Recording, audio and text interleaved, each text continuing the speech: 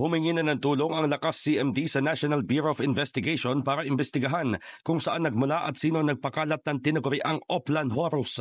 Ayon sa Lakas CMD, sa pamamagitan ng Executive Director nito na si Ana Velasco, gawa-gawa ang dokumento na may kaugnayan sa Oplan Horus na patungkol di umano sa attack plan ng Administrasyong Marcos. Layon umano nito na patalsikin si Vice President Sara Duterte at masuspinde ang senatorial candidates na malapit sa pamilya nito. Sa Oplan Horus ay tinukoy si House Majority Leader Manix Dalipe na nasa likod umano nito, bagay na itinangginan ng opisyal.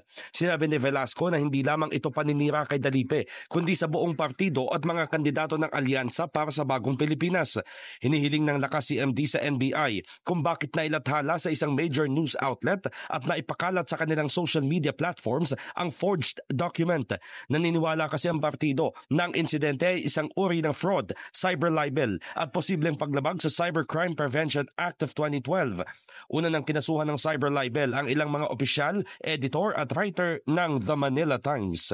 In the heart of changing lives, ako si Brigada Haji Caaminio ng 105.1 Brigada News FM Manila, The Music and News Authority.